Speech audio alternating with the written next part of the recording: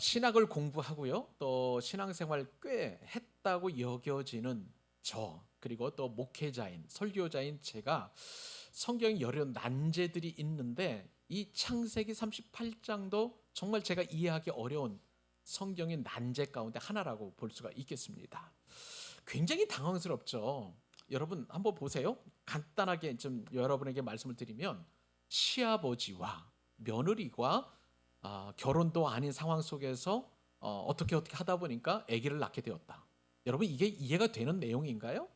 너무나 당황스럽고 이해도 안 되고 우리의 도덕이나 윤리나 상식으로는 완전히 그 상관없는 그런 내용이기 때문에 참 이 성경을 읽을 때 어떻게 읽어야 되는지 난감하기 그지없습니다. 저도요 주일날 이 본문을 가지고 설교를 여러분들에게 해야 될 텐데, 자 설교자는 성경을 선택하지 말아야 될 그런 권리는 없어요. 왜냐하면 이것도 하나님의 말씀으로 우리에게 주어졌기 때문에 그냥 그대로 설교를 해야 되는데, 설교를 준비하면서 이게 참 낯이 부끄럽더라고요.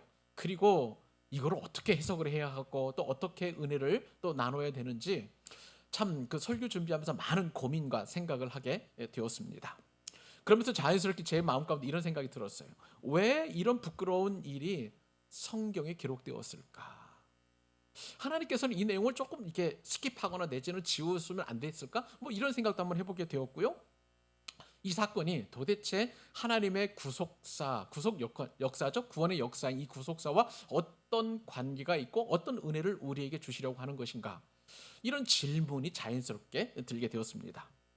여러분 우리 하나 이제 먼저 이 질문 해결하기에 앞서서 한가 우리가 좀 정해놓고 한번 넘어갑시다. 성경은 거룩한 하나님의 말씀임을 믿습니다. 아멘? 아멘이죠. 그렇기 때문에 성경은 어떠한 내용도 우리가 버릴 내용이 없고요. 꼭 필요하니까 하나님께서 우리에게 이 말씀과 그리고 그 교훈을 주신 줄로 믿습니다. 자, 그렇다면 우리 인간적인 고민과 이 거룩하고 또 어미로운 하나님의 말씀 사이에서 어떻게 하면 이 문제를 해결할 수 있을지, 이것이 바로 오늘 설교의 핵심 포인트라고 할 수가 있겠습니다.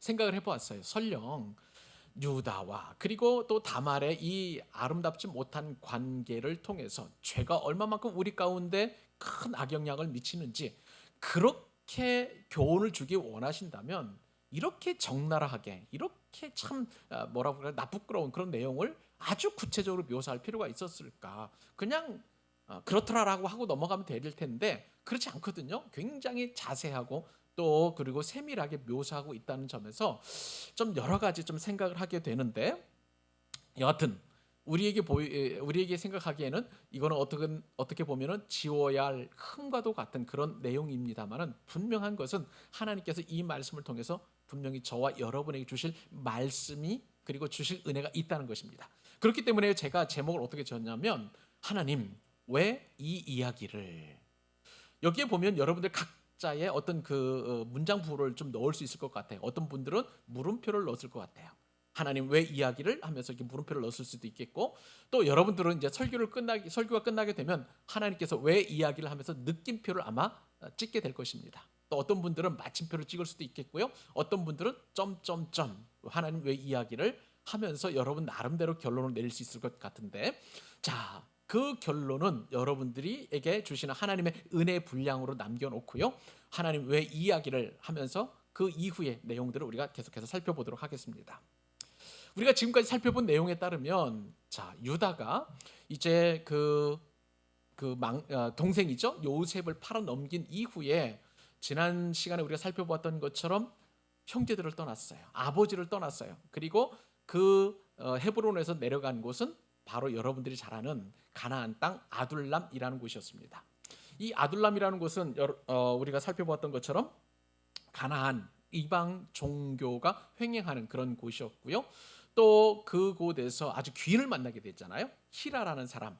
이 히라라는 사람의 이름의 뜻은 동굴이라는 뜻도 있고 반짝반짝 빛나는 그런 뜻도 있고, 그러니까 이 유다가 가족 공동체를 떠나서, 쉽게 말하면 교회를 떠나서 믿음의 공동체를 떠나서 이제 귀인을 만났는데, 자신의 인생을 품어주고 반짝반짝 빛나게 해줄 만한 이 귀인 히라를 만남으로 말미암아서 이제 조금씩 피어가는 것 같은 그런 느낌을 받았습니다. 우리가 잘 아는 것처럼 이 히라가 이제 수아의 딸을 소개시켜 주죠. 그래서 소개팅을 시켜줘 가지고 유다가 첫눈에 반해서 결혼을 하게 되었어요. 그리고 새 아들을 낳았습니다. 여기까지는 하나님을 떠난 게 잘한 것 같은 그런 느낌을 받았어요. 그런데 잘 아는 것처럼 엘이 장자죠. 유다의 아들 이 장자 엘이 하나님 보시기에 악함으로 말미암아 급격하게 이제 즉사를 하게 되었죠. 그리고 나서 이제 계대 결혼이라고 하는 율법에 의해서 동생 오난에게 이제 다말을 주게 되었는데, 오난 역시도 여호와 보시기에 악했기 때문에 하나님께서 즉결 심판을 내렸습니다. 그래서 이제 오난도 죽게 되었고, 이제 마지막 아들 셀라에게 다말을 주어야 되는데, 근데 셀라가 너무 어린 거예요. 그러다 보니까 셀라마저도 유다 입장에서 보면 이럴까 싶어가지고 다말을 친정으로 쫓아내 버립니다. 가나안 자기 친정으로 가라고 그렇게 이야기한 상태에서 이제 셀라가 다 장성했음에도 불구하고 유다는 셀라에게 이 다말을 그 줄 이유를 찾지를 못했던 거예요. 오히려 내 아들 두 아들을 잡아먹은 그런 며느리와도 같은 그런 어떤 마음의 그런 안 좋은 생각을 가지고 계속 그것을 차일피일 미루고 있는 그런 상태 아니었겠습니까? 자, 이런 상태에서 이제 오늘 본문의 내용이 전개가 되는데, 다말이 이제 유다가 자기의 양털 깎는 그 축제에 참여했다는 그런 이야기. 그래서 이제 딥나로 올라가게 되는데, 그 딥나로 올라가서 창녀로 변장해서 시아버지와 관계를 맺고 임신하였다. 내용이 바로 오늘 본문 내용이라고 할 수가 있겠습니다. 여러분, 이런 상황 속에서 하나님께서는 과연 무엇을 말씀하고 계실 것일까요? 오늘 말씀을 통해서 보면 죄의 더러움과 그리고 하나님의 거룩이 충돌하는 그 지점, 중간 지점이라고 할 수가 있을 것 같습니다.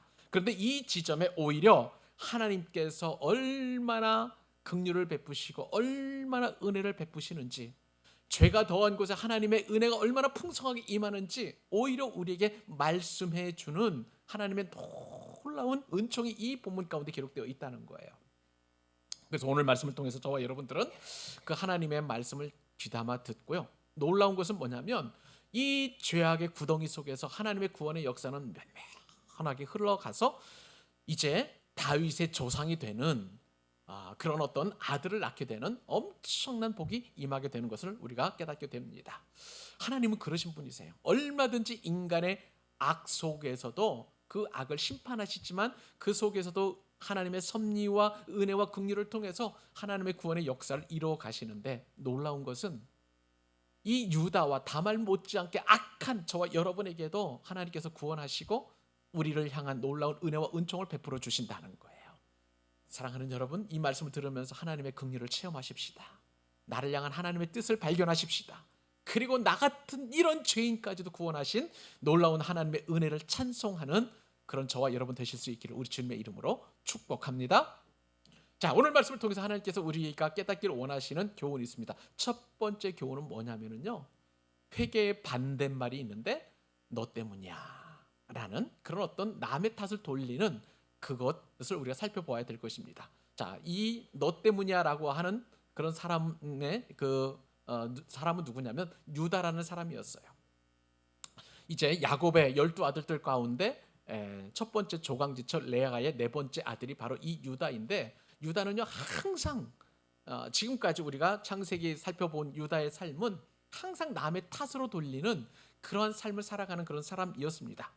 자, 그 결과 두 아들도 죽었고요, 아내까지도 죽었는데, 그런데도요 이 정도면 정신 차리고 하나님 앞에 다시 또 아버지한테 믿음의 공동체로 돌아갈 법한데도 오히려 여러분 요나라는 선지자 알죠? 오히려 하나님 편 반대편으로 나아가는 그런 유다의 모습을 오늘 보게 됩니다. 자, 그 말씀이 오늘 12절인데요. 같이 한번 저와 여러분 읽어보도록 하겠습니다. 읽겠습니다. 시작. 얼마 후에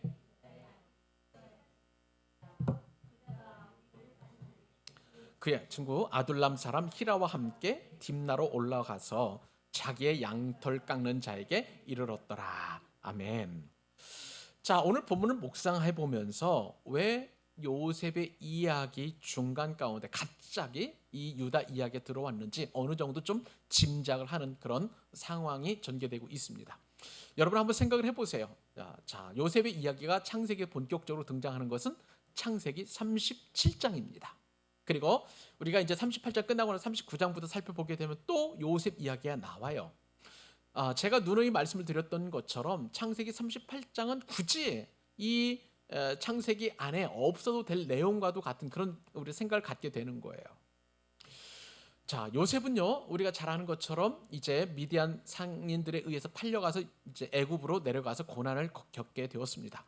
창세기 37장은 요셉이 팔려가는 그런 장면이 있잖아요. 그리고 39장에 이제 애굽에서 어떤 일이 벌어지는 그런 내용이면 38장 없어도 37장과 39장은 그냥 이어버려도 요셉 이야기니까 그대로 우리가 잘 이해할 수 있는 그런 상황인데요. 그런데 유다 이야기가 갑자기 끼어들었단 말이죠.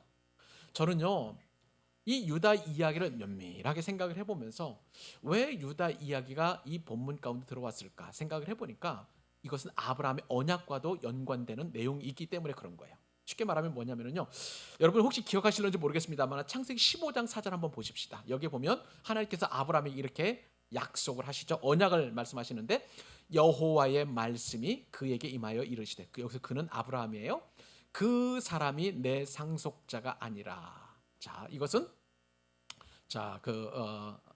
누구죠? 하갈의 아들 이스마엘이 내 상속자가 아니라 내 몸에서 날 자가 내 상속자가 되리라.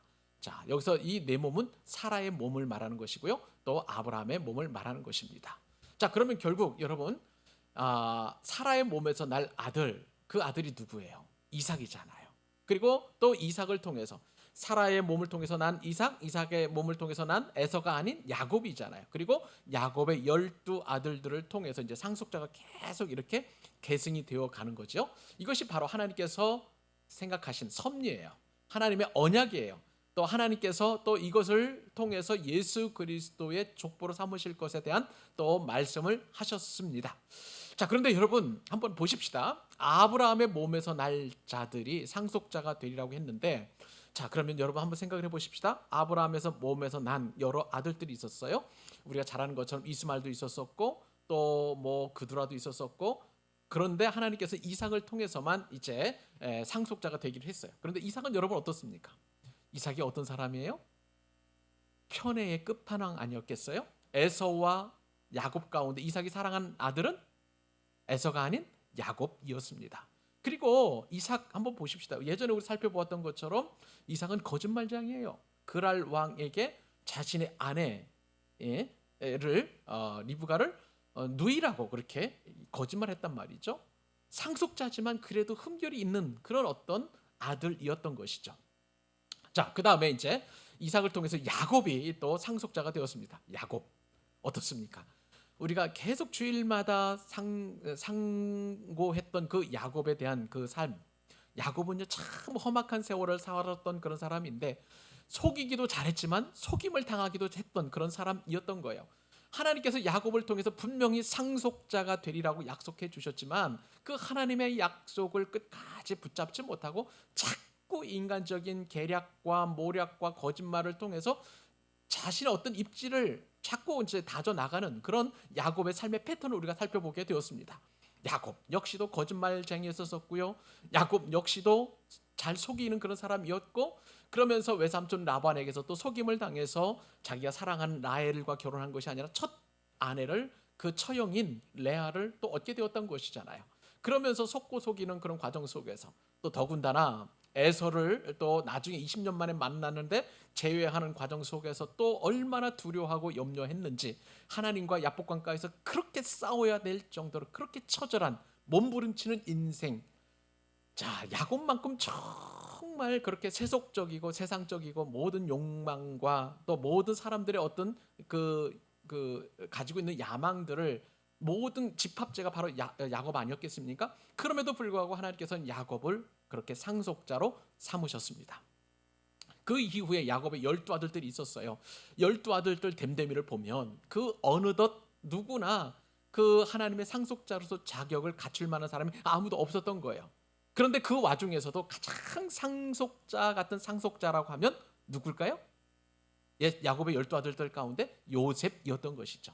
그러니까 여러분, 우리도 요셉을 정말 좋아하고 또 요셉과도 같이 꿈을 꾸는 사람, 요셉과도 같이 형통한 사람, 요셉처럼 또 성공한 사람 같은 그런 어떤 믿음의 사람들 혹은 자녀들을 축복하면서 요셉을 들어서 이런 인생을 살게 해달라고 우리가 기도를 하지만, 그런데 놀라운 것은 뭐냐면요, 하나님께서 요셉을 메시아의 조상으로 삼지 않으셨다는 거예요.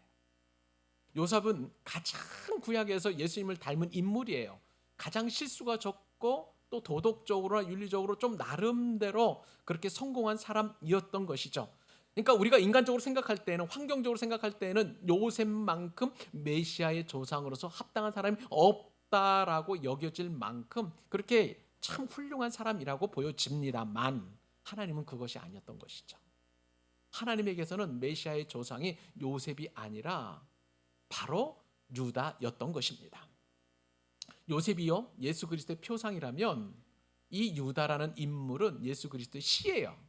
예수 그리스도의 계보를 이어야 되는 그러한 굉장히 중요한 인물이었던 것이죠. 이것이 하나님의 섭리였고 하나님의 계획이었고 하나님의 뜻이었다는 것을 우리가 염두에 두지 않으면 이 본문을 우리가 도대체 이해할 수 없는 거예요.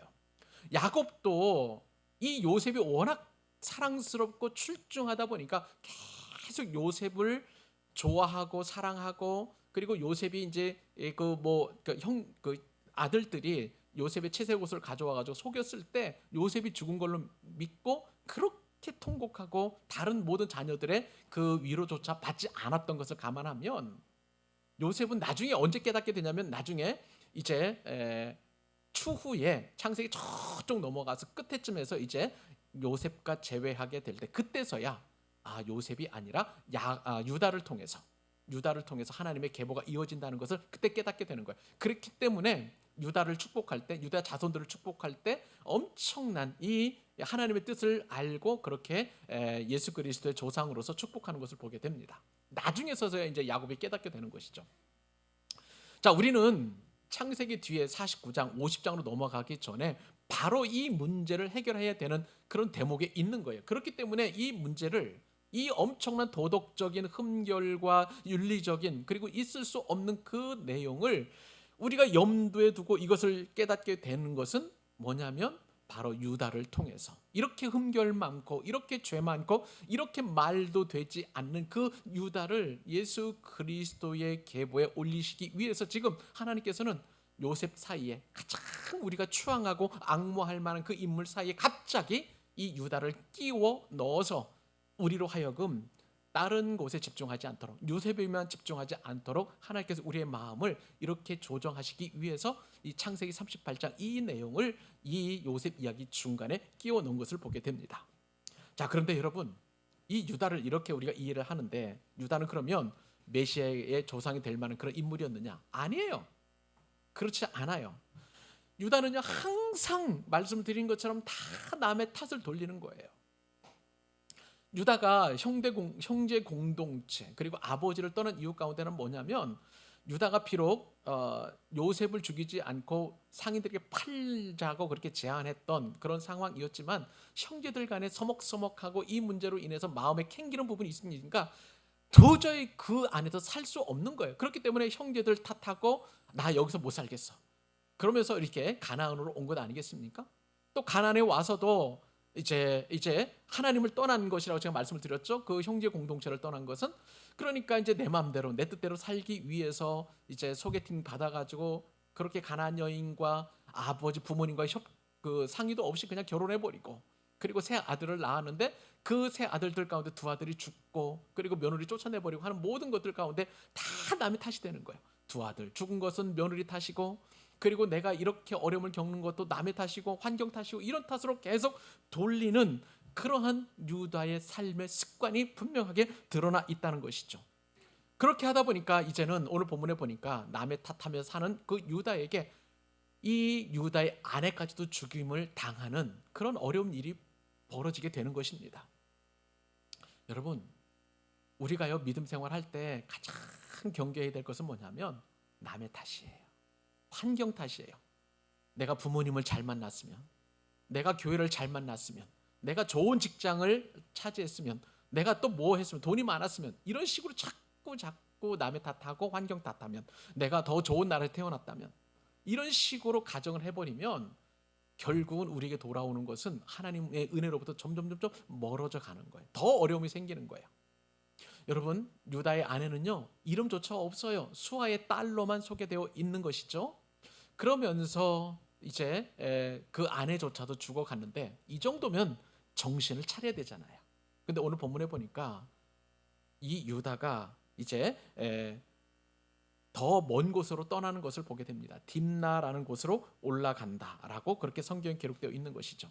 유다의 인생 가운데서 항상 내려가는 인생이었는데, 그런데 이제 처음 올라간 곳이 딥나예요.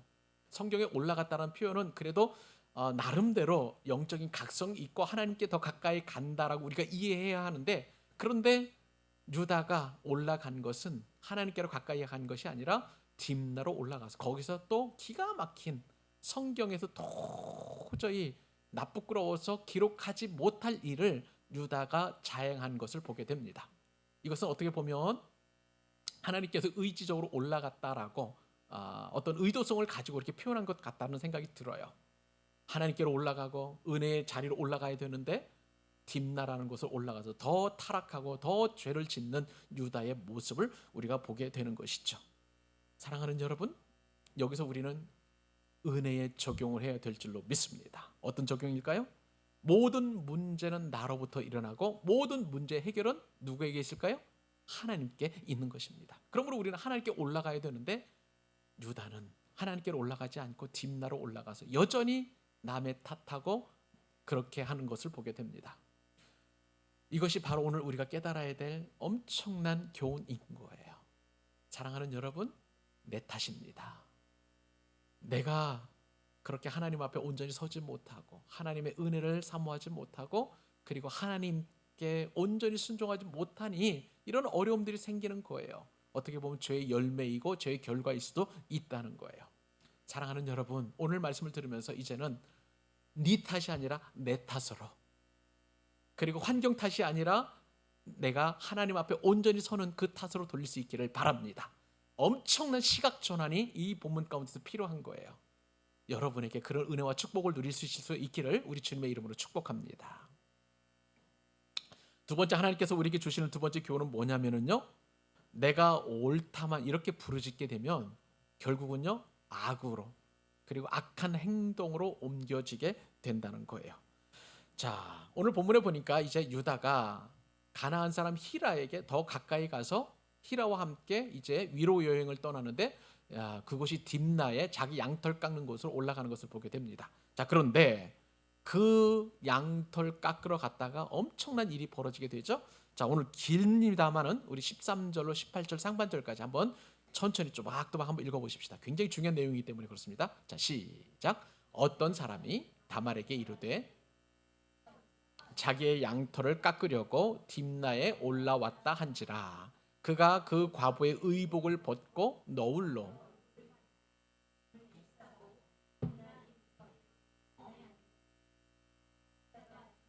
보았어도 자기를 그의 아내로 주지 않음으로 말미암음이라. 그대가 얼굴을 가렸으므로 유다가 그를 보고 창녀로 여겨 길 곁으로 그에게 나아가 이르되 청하건대 나로 내게 들어가게 하라 하니 그의 며느리인 줄을 알지 못하였습니다. 그가 이르되 당신이 무엇을 주고 내게 들어오려느냐? 유다가 이르되 내가 내 떼에서 염소 새끼를 주리라. 그가 이르되 당신이 그것을 줄 때까지 담보물을 주겠느냐? 유다가 이르되 무슨 담보물을 내게 주랴? 그가 이르되 당신의 도장과 그 끈과 당신의 손에 있는 지팡이로 하라. 아멘. 여기까지 읽겠습니다. 자, 오늘 본문에 보니까요, 이제 유다가 아내를 잃음으로 말미암아 사람들로부터 위로를 받겠죠. 문상객들로 통해서 이제 위로를 받았을 거예요. 그리고 나서 이제 취한 행동은 뭐냐면 이 히라와 함께 딥나에 자기 양털 깎는 곳으로 올라갑니다. 저는 히라와 어울리는 유다의 모습을 보면서 친구 잘 사귀어야 되겠다라는 생각을 해보게 됩니다. 여러분들을 축복합니다. 특히 젊은 우리 형제 자매들을 축복하는데 친구 잘 사귀시기 바랍니다.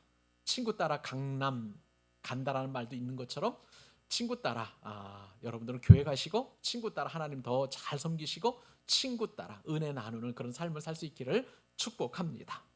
자, 여하튼 자 그렇게 이제 딥나로 올라가게 되었는데, 여러분 한번 보세요. 제가 이 말씀을 묵상하면서 유다와 그 다음에 다말의 입장을 좀 살펴보게 되었습니다. 똑같이 잃은 사람이에요. 사랑하는 배우자를 잃었어요. 그런데 유다는 위로를 받고 친구와 함께 딥나로 자기 양털 깎으러 올라간단 말이에요. 자, 그럼 다말은 지금 어떤 상황일까요? 다말은 남편이 죽었어요. 그것도 둘이나 죽었단 말이죠. 그러니까 이제 친정으로 쫓겨나 가지고 과부의 옷을 입고 있는 그런 상황이에요. 모르겠습니다. 이제 이때 당시에도 뭐 3년상 뭐 이런 것이 있는지 잘 모르겠습니다만은 여하튼 과부의 옷을 입었다면 그 친정 안에서 사는 동네 사람들이 야, 남편을 둘씩이나 죽인 사람 아니겠어? 그러니까 손가락질 받고 그리고 어려움 겪고 있고 그리고 언제 이 과부의 옷을 벗어야 될지도 모르는 그런 상황이에요. 얼마나 다말이 비참한 삶을 살게 되었을지 나름대로 좀 생각이 좀 우리가 할 수 있지 않겠습니까? 그러니까 지금 유다와 다말의 삶은 너무나 지금 비교가 되는 그런 삶을 살고 있었던 거예요. 자, 이런데 이제 그런 비참한 삶을 살고 있는 이 다말에게 어떤 사람들이 말하죠? 너의 시아버지가 지금 자기 양털을 깎기 위해서 지금 딥나로 올라갔다라고 그렇게 이야기합니다. 그런데 그 이야기를 들은 다말이 기가 막힌 생각을 하게 된 거예요. 어떻게든지 간에 이제 셀라를 나한테 주셔야 되는 그 시아버지가 저렇게 딥나로 올라가서 이렇게 생각을 하니까 이제 변장을 하고 그렇게 너울을 쓰고 과부의 옷을 벗었겠죠. 그리고 이제 그 딥나의 에나임 문 곁으로 가서 거기서 기다리는 것을 보게 됩니다. 여기서 우리는 다말에 대한 오해를 한 가지 뭐라 그럴까요? 벗어야 돼요. 뭐냐면 여러분 생각하기에 다말이 이 시아버지를 유혹하기 위해서 성적으로 그렇게 또 유린하기 위해서 올라갔을까라고 하는 그런 생각에 대한 것을 일단은 우리가 선입견을 벗어야 되는데 당시의 문화와 그리고 성경의 맥락 가운데 이 행동을 우리가 이해할 필요가 있습니다. 자, 그러기 위해서는 우리가 잠시 다말의 입장이 되어 보아야 되는데요. 다말은 어떤 사람이에요, 여러분? 이스라엘 백성인가요? 아니면 이방 족속인가요? 이방 족속이에요. 언약 백성이 아니란 말이에요. 여기서 우리는 굉장히 중요한 힌트를 한 가지 얻을 수가 있습니다. 자, 쉽게 말하면 뭐냐면요. 언약 백성이라면 이제 계대 결혼에 의해서 이제 이제 셀라를 얻을 것에 대한 그런 어떤 것을 기대하는 것은 뭐 너무나 당연한 일일 거예요. 그런데 가나안 족속이란 말이죠. 더군다나 이 다말은 굉장히 나이가 젊은 그런 여성이었을 것입니다. 자, 그러면 쉽게 말하면 뭐냐면요. 얼마든지 재혼 혹은 삼혼을 할 수 있는 그런 상황이었던 것이죠. 고향에서 친정에서 그래도 아무래도 좀 그 평판이 자자했을 거예요. 왜냐하면 저기 뭐라 그럴까 히라가 아무나 소개시켜 줄 것 아니었던 거 아니겠어요? 그러니까 그래도 가나안 지역에서 이 처갓집 배경이 될 만한 그 배경이 좀 든든하고 미모도 좀 아름답고 또 그다음에 히라가 이 유다에게 추천할 만한 인물이었으니까 그렇게 다말을 소개해 주었을 거라고 우리가 추정해 볼 수 있을 거 아니겠어요? 자, 그런데 얼마든지 개가천선할 수 있는 그런 입장임에도 불구하고 다말은 희한하게 그런 생각을 하지 않았다는 거예요. 어떻게 해서든지 간에 이 믿음의 백성 안에 언약 백성 안에 들어가려고 모르겠습니다. 성경에서 그것을 이야기해 주지 않으니까 다말이 얼마만큼 어떤 그 신앙의 영향력을 받았는지 율법을 지켜야 되겠다라는 그런 어떤 생각을 가졌는지 더군다나 유다는 지금 어떤 상황이었어요? 말씀을 드린 대로 형제 공동체를 떠나오고 아버지를 떠나와서 유다는 점점 하나님으로부터 멀어지는 그런 상황 가운데 있었는데 이 유다에게 선한 영향력을 미칠 만한 그런 환경과 사람이 아무도 없었던 거예요. 그런데도 희한하게 이상하게 이 계대 결혼에 집착하고 굉장히 어떻게 해서든지 간에 그 씨를 이어가려고 하는 유다의 그 모습이 오늘 본문 가운데 기록되어 있다는 것이죠. 하나님은요 이러한 다말을 기가 막힌 믿음의 사람으로 여긴 것을 우리가 보아야 합니다. 그렇지 않고서는 이 내용을 우리가 이해할 수도 없고 우리 나름대로 해결할 수도 없는 거예요. 그러니까 이렇게 무리수를 써서 창녀의 복장으로 변장을 해가지고 시아버지와 관계를 맺으려고 하는 그런 상황으로 이렇게 만들어 가고 있다는 것. 이렇게 우리가 이해하지 않으면, 이렇게 우리가 깨닫지 않으면, 이렇게 우리가 하나님께 주시는 은혜를 우리가 생각지 않으면 이 내용을 도저히 이해할 수 없는 그런 상황이었던 것이죠. 그렇기 때문에 우리는 윤리적인 관점에서 이 내용을 살펴보아서는 안 돼요. 하나님께서는 그러한 다말의 몸부림, 처절한 그런 어떤 삶 속에서 그래도 하나님의 은혜 안에 거하려고 하는 이 작은 그 나비의 날갯과도 같은 그 움직임을 하나님께서는 긍휼히 여기시고 보았다는 거예요. 여러분, 예수님의 족보에는요 그런 사람들이 투성이에요. 잘 보세요, 여러분. 이 다말과 비슷한 여인이 기생 라합이었습니다. 기생 라합도 말이 기생이지 사실 창녀예요. 어디 그뿐입니까? 룻도 이방 여인이었잖아요. 남편도 잃고 시어머니 혼자 나오미밖에 없었었는데 그 나오미를 붙쫓았다, 끝까지 따라갔다라는 그 표현 때문에 하나님께서는 또 이방 여인임에도 불구하고 예수 그리스도의 족보에, 그리고 또 다윗의 그 증조모에 이렇게 단열에 오르게 하신 것을 보게 됩니다. 하나님은 이런 하나님이세요. 우리 인간에게는 합당하지 않은 도덕적인 윤리적인 그런 행동이라 할지라도 하나님은 이 부분을 정말 귀하게 여기신다는 것입니다. 자, 이렇게 다말이 이제 창녀처럼 꾸미고 에나임 문 앞에 앉아 있습니다. 이 에나임이라는 것은요 어떤 성경이 유일하게 이 딱 본문 여기서 한 번 등장해요. 근데 이 에나임은 어떤 뜻을 가지고 있냐면 두 눈으로 본다는 뜻을 가지고 있어요. 자, 여러분, 에나임 문에 앉아 있는 유다가 본 것은 무엇일까요? 하나님의 시선을 봐야 될 텐데, 유다가 보았던 것은 그저 아름답게 꾸민 창녀인 이 여인, 한 여인을 보게 된 것입니다. 그래서 그 여인과 이제 잠자리에 들려고 이제 제안을 하는 것이죠. 그때 당시에 보니까 이 뭐라고 할까요? 그 대가가 뭐였었냐면 염소 새끼 한 마리였어요. 이 염소 새끼 한 마리, 우리는 그냥 아무것도 아니라고 생각이 되는데 그 염소 새끼 한 마리는 그때 당시에 그 값으로 한 세겔입니다. 이 한 세겔은 은으로 치부하면 11.5g이 되는데요. 제가 이 말씀을 준비해 보면서 금요일 날 시세를, 은 시세를 보게 되었습니다. 은 1g에 1,700원밖에 하지 않아요. 그러면 한 세겔이면 11.5g이니까 우리나라 돈으로 따지면 대략 19,550원밖에 되지 않습니다. 염소 새끼 한 마리 값이. 근데 염소 새끼 한 마리 19,000원, 2만 원도 안 되니까 아이고 저 정도밖에 안 돼라고 하는데, 여러분 근데요 이것은 신부 지참금으로 쓸 만큼 굉장히 큰 돈이었어요 그때 당시에. 왜냐하면 여러분 사사 가운데 삼손이라는 사사가 있죠. 이 사사 삼손이 아내를 데리고 오는 그 조건으로 장인어른에게 제공한 그 값이 바로 이 염소 새끼 한 마리였습니다. 그러니까 염소 새끼는 그때 당시에 제사용으로 드리는, 그리고 또 그 다음에 그때 당시에 재산이 축적 수산이 되었고 노동력도 감안하게 되면 19,200만 원을 훨씬 뛰어넘는 큰 돈이라고 보시면 되겠습니다. 여하튼 그 대가를 이제 요구를 하게 되는데, 근데 여러분 보세요. 유다가 지금 양털 깎기 위해서 딥나로 올라왔는데 염소 새끼가 없는 거예요. 그러니까 그 염소 새끼를 받는 그런 어떤 증거물을, 담보물을 또 요구를 했는데, 그 담보물이 뭐냐면 세 가지였습니다. 하나는 도장이었어요. 그때 당시에 도장은 무엇이냐면 돌을 깎아가지고 이제 그 어떤 이름을 새긴다든지 하는 그런 표징이거든요. 그 사람만이 가지고 있는 거예요. 그리고 그 도장을 이을 수 있는, 목에 걸고 다니니까 이제 끈이 필요했겠죠. 그리고 나서 이제 지팡이가 필요했습니다. 지팡이는 이제 그때 당시에 지금처럼 자동차로 다니지 않고 도보로 다니는 그런 상황이었기 때문에 사람마다 다 지팡이가 있었었고, 그 지팡이의 머리가 이제 이렇게 뭉툭하게 되어 있잖아요.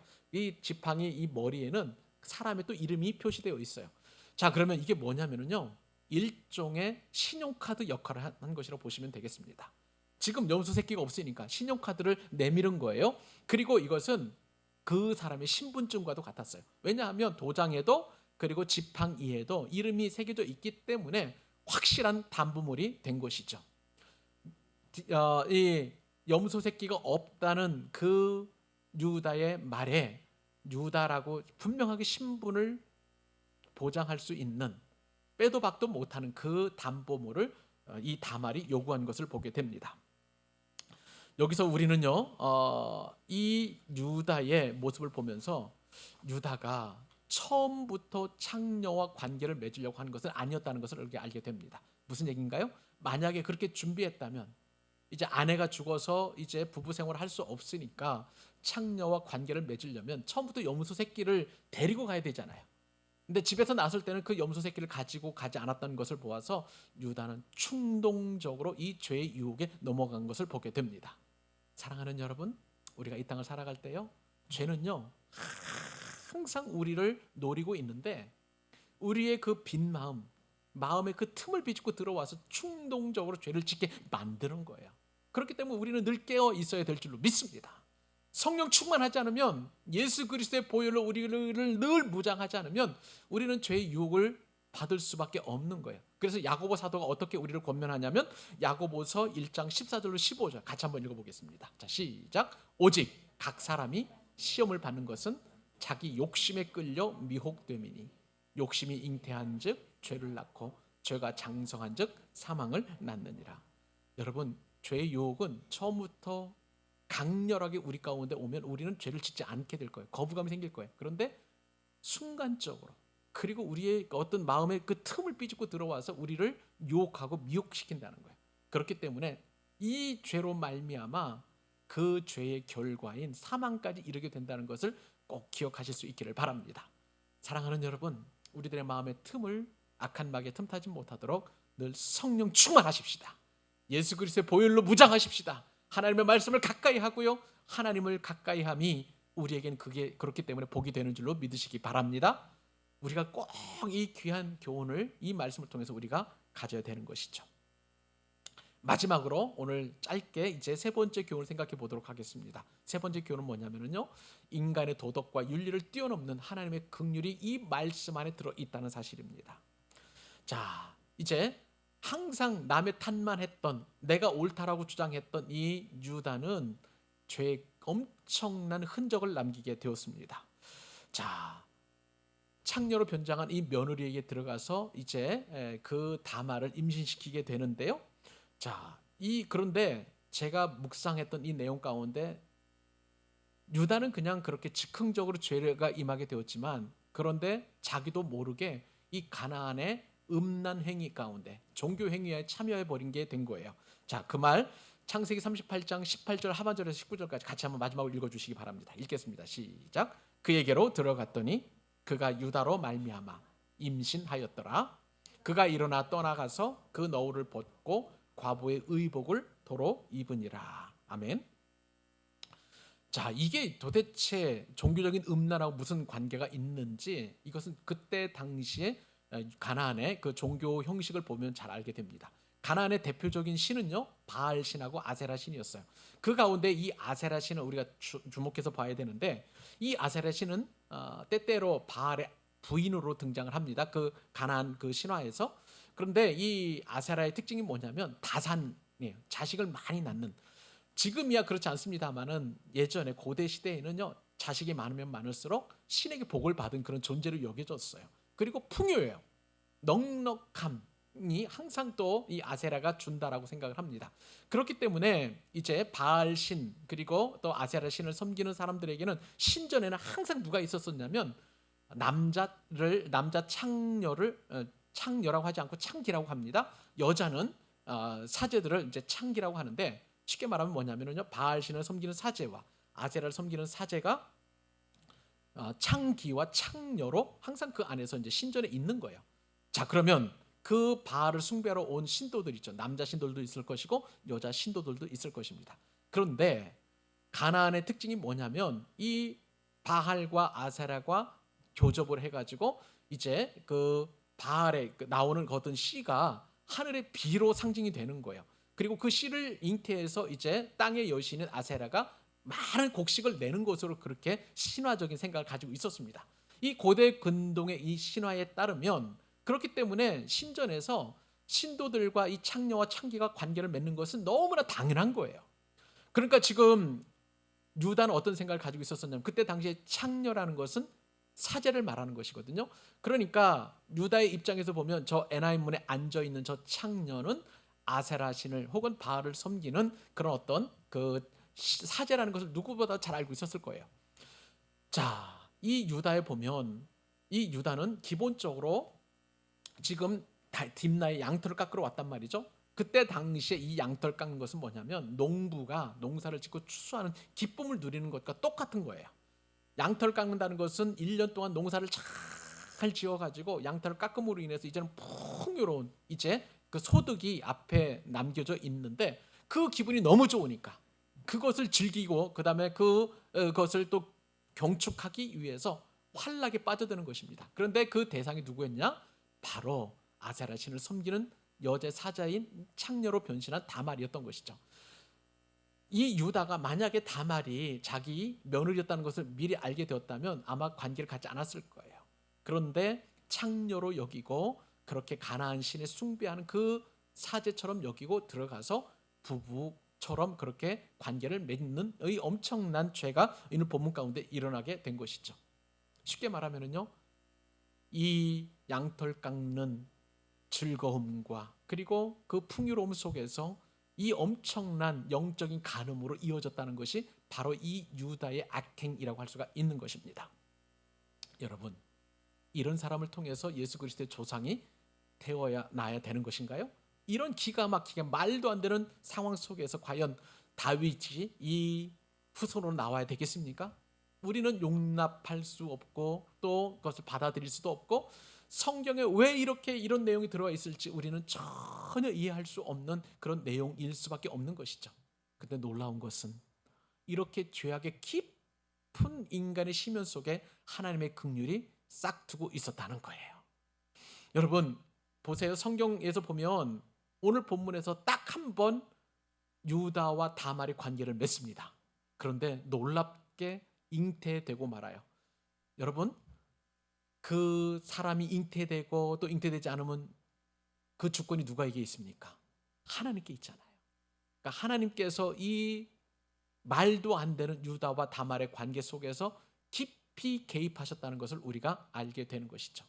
하나님께서는 이 죄악 속에서도 개입하셔서 잉태케 하시고 그리고 쌍둥이를 낳게 하셔서 그 가운데 또 예수 그리스도의 조상을 삼으셨던 것을 보게 됩니다. 사랑하는 여러분, 이것이 바로 하나님의 은혜인 줄로 믿습니다. 다말은 그저요 너무나 비참하고 너무나 그 인정받지 못하는 그런 인생이었어요. 우리가 다말에 대한 성경에서 우리가 알려주는 만큼만 우리가 알기 때문에 다말이 그렇게 또 악한 여자로만 보여지지만 그러나 다말의 인생은 정말 비참하고 초라한 인생이지 않겠습니까? 그런데 다말이 그대로 그럼에도 불구하고 어떻게 해서든지 간에 이 믿음의 계대 결혼을 통해서라도 그 씻을 받아서 그 이스라엘 공동체 안에 거하려고 하는 그 다말의 작은 몸부림, 그것을 믿음으로 보시고 또 응답하셔서 잉태케 하셨다는 것입니다. 이것이 바로 하나님의 긍휼이에요. 이것이 바로 하나님의 은혜요. 이것이 바로 하나님께서 저와 여러분을 향하신 하나님 뜻인 줄 믿으시기 바랍니다. 우리는 능력도 없어요. 우리는 또한 세상 사람들처럼 그렇게 출중하거나 탁월하지도 못해요. 그저 그냥 하루하루를 버겁게 살아가는 인생일지도 모르겠습니다만은 그러나 하나님의 관심과 하나님의 관점과 하나님의 시선은 달라요. 사랑하는 여러분, 이것이 바로 하나님께서 저와 여러분을 사랑하시는 증거인 줄로 믿습니다. 설령 우리가 연약하고 부족하고 너무나 하나님의 뜻에 벗어나서 어쩔 수 없는 그런 삶을 살아가는 것 같은 그런 인생이라 할지라도 놀라운 것은 하나님께서 우리를 포기하지 아니하시고 저와 여러분들에게 오늘도 긍휼의 시선과 긍휼의 은혜로 이 말씀을 저와 여러분들에게 주시는 줄로 믿습니다. 이 말씀 붙드십시다. 이 말씀을 통해서 나를 향하신 하나님의 뜻을 발견하십시다. 우리처럼 연약한 그 인생들, 우리 교회를 지금도 긍휼히 여기시고 또 불쌍히 여기시는 그 하나님의 시선을 우리가 만끽하고 넉넉히 승리하는 저와 여러분 되시기를 우리 주님의 이름으로 축복합니다.